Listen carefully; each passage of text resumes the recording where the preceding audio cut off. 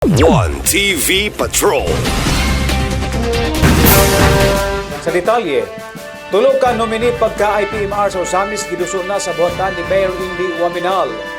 Bunga sa gibigayong selection process sa Indigenous People Community sa Dakbayan sa Osamis, labi na sa 5 ka mga ancestral barangay.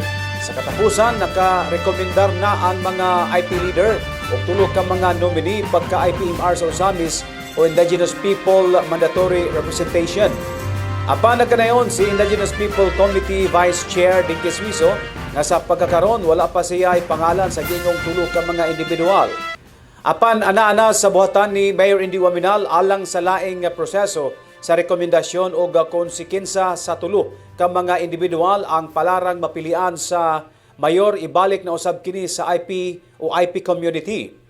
Human sa proseso sa city level, iduso na usab kini sa regional office sa NCIP Region 10 alang sa lain na usab nga documents compliance usa na ang pag-issue og certificate of accreditation. Dugang pa ni Council Dinky Suizo na human sa makuting proseso posibleng adunay bag-ong IPMR ang Osamis og magsugod sa bag-ong termino niini sa umaabot nga Hunyo sa sunod tuig.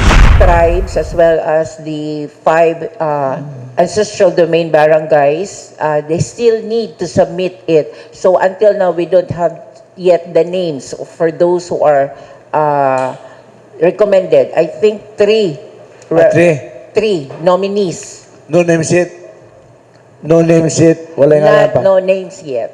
I think it's confidential. It will be on the mayor's table, and the mayor will going to have another recommendee. And subject for review from both, then the region will also make the evaluation. And the process is really not that easy. So it will going to be check, review, check, evaluate again until that such time. So they had a timetable that probably by June of 2025, for the new set of terms, the new IPMR will also be given the COA or the final say who will be the next IPMR. TV Patrol.